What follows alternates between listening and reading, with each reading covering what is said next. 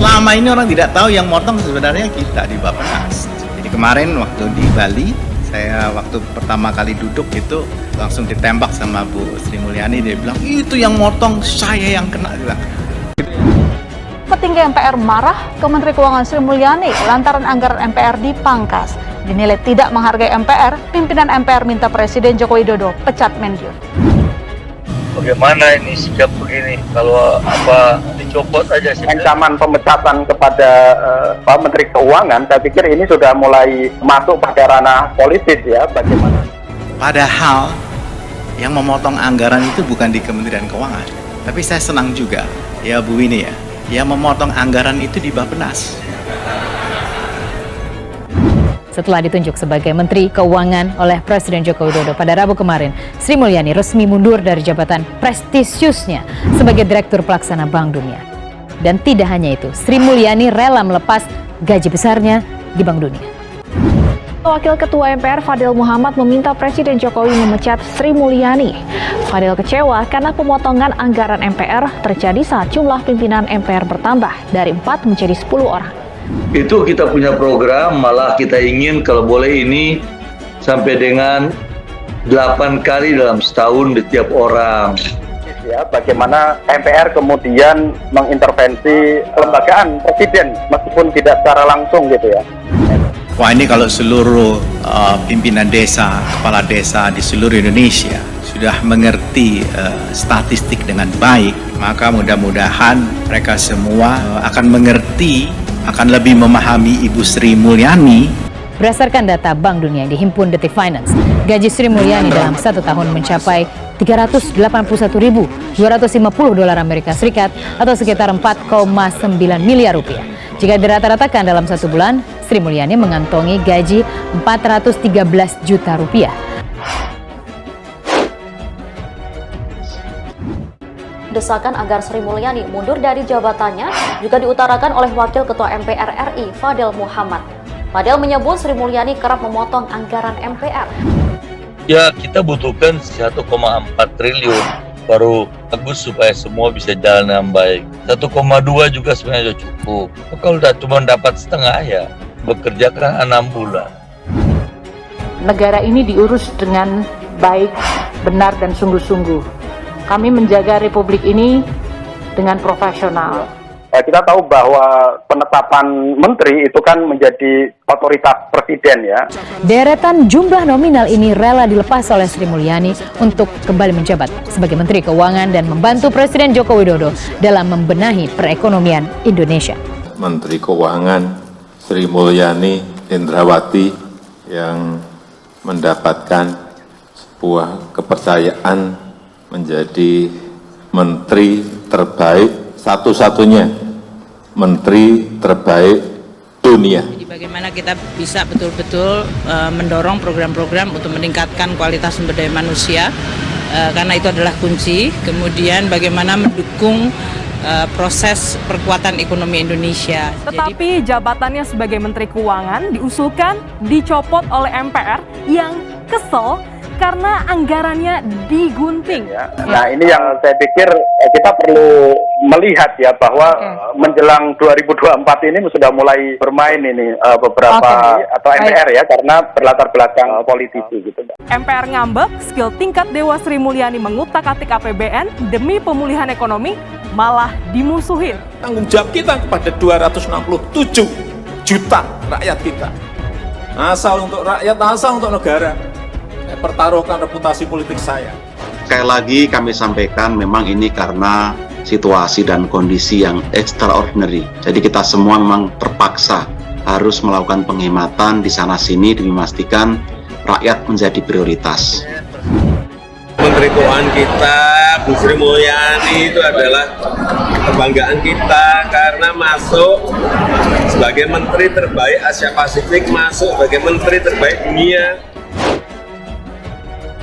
Pengamat politik Ray Rangkuti ikut menanggapi desakan sejumlah pemimpin MPR yang meminta Presiden Joko Widodo untuk memecat Menteri Keuangan Sri Mulyani.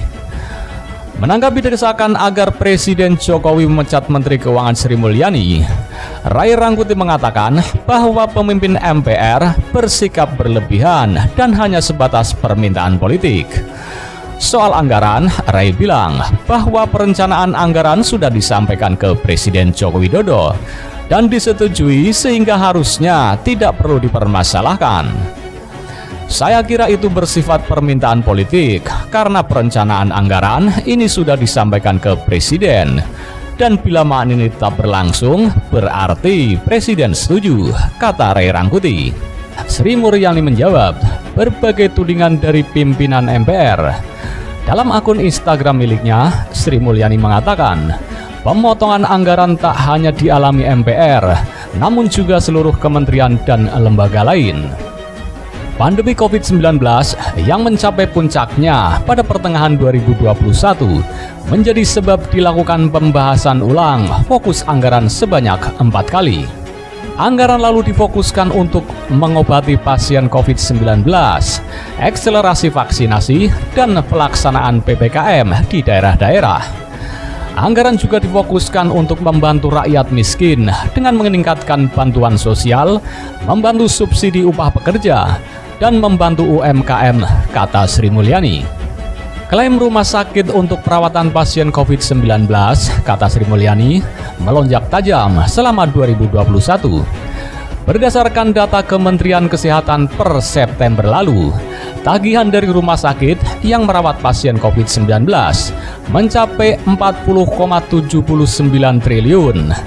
Kementerian sempat harus menyetop menerima klaim sementara dari rumah sakit dan Badan Penyelenggara Jaminan Sosial agar dapat menghitung tunggakan. Adapun mengenai tudingan tak menghormati MPR karena tak hadir rapat dan Badan Anggaran DPR, Sri Mulyani menjawab, ada rapat yang sudah diwakili oleh Wakil Menteri Keuangan sebelumnya. Beliau itu anggap enteng pada MPR. Anggap MPR ada bukan lembaga tinggi negara dan beliau merasa MPR tidak ada gunanya. Jangan ujuk-ujuk kok minta pecat dan mentang-mentang anggota MPR. Mana ini sikap begini? Kalau apa dicopot aja. Kan orang jadi curiga, ini ada apa? Beliau itu anggap enteng pada MPR. Anggap MPR ada bukan lembaga tinggi negara dan beliau merasa MPR tidak ada gunanya. Ketika kita ingin bicara dengan Menteri Keuangan, kita atur, batalkan. Disampaikan, nggak dianggap. Nah, ini yang membuat timbul perasaan-perasaan yang tidak enak lah. Ingat, saya sih masih ingat bahwa Bank Intan milik Anda itu masih berutang loh sama negara 136 miliar rupiah. Sayangnya, sesudah situasi kembali normal dan ekonomi mulai beradaptasi dengan situasi baru, banyak para pengusaha dan banker itu yang nggak mau bayar hutang dan malah foya-foya dengan uang yang mereka dapat. Diketahui, Fadel pernah menjadi salah seorang pemegang saham Bank Intan yang kemudian dilikuidasi. Bank Intan tercatat sebagai salah satu penerima dana BLBI. Ya, kita butuhkan 1,4 triliun. Baru bagus supaya semua bisa jalan dengan baik. 1,2 juga sebenarnya cukup. Kalau udah cuma dapat setengah ya bekerja kan 6 bulan. Soal utang yang 136 miliar, bayar dong. Itu duit negara loh, duit rakyat. Jangan mikirin diri sendiri. Masa ke wakil ketua MPR kayak gitu. Fadel pernah mengalami perkara kepailitan melawan Bank IVI. ING Bering Southeast Asia Limited di Singapura serta Badan Penyihatan Perbankan Nasional atau BPPN. Beberapa diantaranya bahkan menjadi elit partai untuk melindungi dirinya dari masalah hutang lama. Dan usaha menagih hutang gagal karena tekanan-tekanan politik. Sampai akhirnya Jokowi memerintah kedua kalinya dan bersama menteri-menterinya membentuk Satgas BLBI untuk mengejar hutang-hutang itu. Ngerti enggak ini? Supaya ngerti. Saya hutang segede itu enak aja. Pembentukan Satgas berdasarkan keputusan Presiden nomor 6 tahun 2021 tentang Satgas Penanganan Hak Tagih Negara Dana BLBI yang diteken pada 6 April 2021. Tugas Satgas adalah menagih dan memproses semua jaminan agar menjadi aset negara. Apalagi sekarang kita sedang lagi rame-ramenya mempersiapkan untuk PP, pokok-pokok haluan negara yang diminta oleh partai-partai yang ada dan masukan begitu banyak dari masyarakat. Tidak cukup uangnya, Bung Fadel? Tidak cukup uangnya? Tidak cukup. Kan dulu Bank Intan, banknya Fadel Muhammad itu dapat kucuran dana BLBI, tapi belum dikembalikan loh. Dan sekarang Bu Sri Mulyani lewat Perpres untuk mengejar utang-utang BLBI sedang menagih ke Bapak. Dan salah satu Panglima Jokowi untuk mengejar harta karun itu adalah Sri Mulyani. Negara ini diurus dengan baik, benar, dan sungguh-sungguh. Kami menjaga republik ini dengan profesional. Dan Bapak sekarang ngebalesnya dengan teriak-teriak pecat. Lucu, Pak. Tapi mereka tanya kepada saya, bagaimana ini sikap begini? Kalau dicopot aja. Iya, dulu pada zaman Pak SBY, Bu Sri Mulyani pernah dikalahkan secara politik. Itu kita punya program, malah kita ingin kalau boleh ini sampai dengan 8 kali dalam setahun di tiap orang. Tebak, siapa yang takut ketika Sri Mulyani menjadi Menteri Keuangan lagi? Ya, Abu Rizal Bakri. Ical ngeri membayangkan bagaimana dia akan ditagih hutang Lapindo oleh Sri Mulyani. Dan memang terjadi. Sampai sekarang anak perusahaan Ical Bakri terus ditagih uang 1,9 triliun rupiah oleh pemerintah. Kalau tidak, aset-aset mereka akan disita. Kalau dulu tanah-tanah, kalau menterinya lagi seneng, oh saya kepingin jual tanah, saya jual tanah saja. Karena dulu nggak pernah ada pengadministrasian. Sehingga banyak sekali republik itu kehilangan cukup banyak aset-aset strategis. Salah satu contoh yang barangkali Anda semua lihat adalah Kompleks Senayan Gelora Bung Karno. Fadel adalah bagian dari Abu Rizal Bakri. Dia sendiri punya hutang kepada pemerintah waktu dia menjadi pemilik Bank Intan. Korupsi adalah korupsi, tidak bisa diganti dengan nama lain. Pemerintah masih memburu aset negara yang hilang akibat skandal mega korupsi bantuan likuiditas Bank Indonesia. Presiden Joko Widodo membentuk Satgas Penanganan Hak Tagih Negara Dana (BLBI). Bangun waktu Pak Harto 30 tahun bangun banyak sekali, nggak ada pembukuannya. Jadi waktu kemudian terjadi krisis, kemudian kita punya Undang-Undang Keuangan Negara dan Perbendaharaan Negara, kita baru mulai membangun neraca keuangan. Sekarang presidennya Pak Jokowi. Pak Jokowi memberikan mandat besar kepada seorang Sri Mulyani untuk ngeberesin keuangan negara. Kementerian Keuangan mencatat adanya kenaikan pesat pada aset negara setelah diaudit Badan Pemeriksa Keuangan. Nilai aset negara ini dilaporkan naik 65% menjadi 10.467,53 triliun rupiah. Bahkan untuk penagihan hutang-hutang BLBI sekarang lagi dikejar lagi. Saya ingin tegaskan bahwa pemerintah tidak main-main dalam soal akuntabilitas. Kalau ada niat untuk korupsi, ada mensrea, maka silahkan digigit dengan keras. Uang negara harus diselamatkan, kepercayaan rakyat harus terus kita jaga. Saya hanya ingin menitipkan api semangat saya kepada Bu Sri Mulyani. Jalan terus, Bu. Mohon maaf, dulu kami tidak ada saat Ibu diserang. Sekarang kami di sini untuk membentengi Ibu dari serangan-serangan politisi kalengan. Kita itu ada kegiatan-kegiatan di masyarakat yang besar, seperti sosialisasi 4 pilar.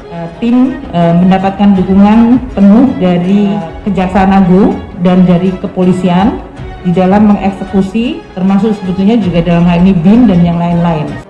Takut melakukan korupsi bukan hanya terbangun atas ketakutan terhadap denda dan terhadap penjara. Takut melakukan korupsi juga bisa didasarkan pada ketakutan kepada sanksi sosial, takut dan malu pada keluarga, pada tetangga, dan kepada Allah Subhanahu wa Ta'ala.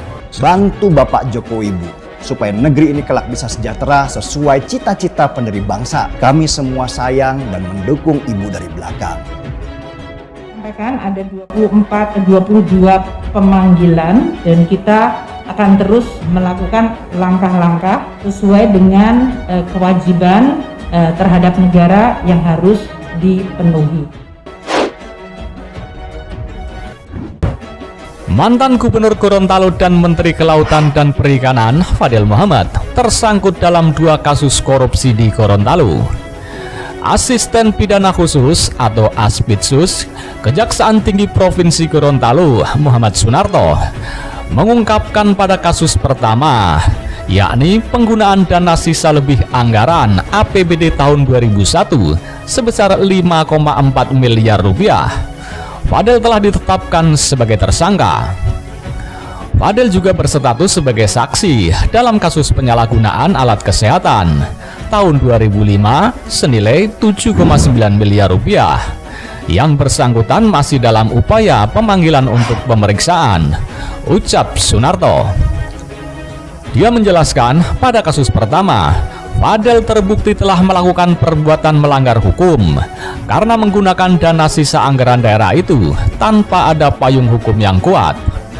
Dana tersebut dibagikan kepada 45 anggota DPRD Provinsi Gorontalo dengan hanya bermodalkan surat keputusan bersama dengan Ketua DPRD Amir Piola Isa, ujarnya. Ia mengatakan kasus yang sempat dihentikan penyidikannya itu kini dilanjutkan kembali oleh Kejati terhitung sejak tanggal 14 Mei 2012 setelah gugatan pra-peradilan yang diajukan Gorontalo Corruption Watch atau GCW dikabulkan oleh pengadilan negeri setempat. Menurut dia, saat ini Kejati berfokus pada pencarian alat bukti baru dalam kasus yang sudah menjebloskan mantan ketua DPRD itu ke balik jerusi besi. Sedang pada kasus korupsi Alkes, kata dia, saat ini telah ditetapkan masing-masing seorang tersangka, yakni mantan Kepala Dinas Kesehatan Provinsi Gorontalo, Tamrin Panduge, serta 1 terdakwa, yakni Richard yang merupakan pelaksana tugas kontraktor. Sementara itu, Komando Pemuda Islam atau KOMPI mendesak Komisi Pemberantasan Korupsi atau KPK segera mengambil alih kasus yang menimpa Fadel Muhammad yang saat ini tengah ditangani Kejaksaan Negeri Gorontalo agar ditangani oleh Komisi Pemberantasan Korupsi atau KPK. Sebenarnya kasus korupsi oleh mantan Gubernur Gorontalo layak ditangani oleh Komisi Pemberantasan Korupsi atau KPK sebagaimana kasus korupsi gubernur provinsi lain yang ditangani KPK. Hal ini diungkapkan Ketua KOMPI, Natsir, dalam siaran persnya di Jakarta. Beberapa kasus dugaan korupsi Fadel Muhammad saat menjabat Gubernur Gorontalo hingga saat ini tidak kelanjutan dan kepastian hukum. Untuk itu, kami minta KPK segera mengambil alih dan kembali mengusutnya, ujarnya. Dengan demikian, katanya lagi, KPK sebagai lembaga anti rasuah tidak terkesan diskriminasi dan menjadi kaki tangan kekuasaan. Menurut Natsir, mantan Gubernur Gorontalo yang juga mantan Menteri Kelautan dan Perikanan itu saat ini masih tersangkut dalam 2 kasus korupsi di Gorontalo. Hal ini diungkap setelah mendapat informasi yang disampaikan Asisten Pidana Khusus atau Adpidsus Kejaksaan Tinggi Provinsi Gorontalo Muhammad Sunarto. Pak Narto mengungkapkan kasus pertama yang diduga melibatkan Fadel adalah penggunaan dana sisa lebih anggaran APBD tahun 2001 sebesar 5,4 miliar rupiah, di mana saudara Fadel telah ditetapkan sebagai tersangka, tandasnya. Kejaksaan Negeri Gorontalo, kata dia, juga mengungkapkan saat ini Fadel berstatus sebagai saksi dalam kasus penyalahgunaan alat kesehatan tahun 2005 senilai 7,9 miliar rupiah. Saat ini, yang bersangkutan masih dalam upaya pemanggilan untuk pemeriksaan, katanya.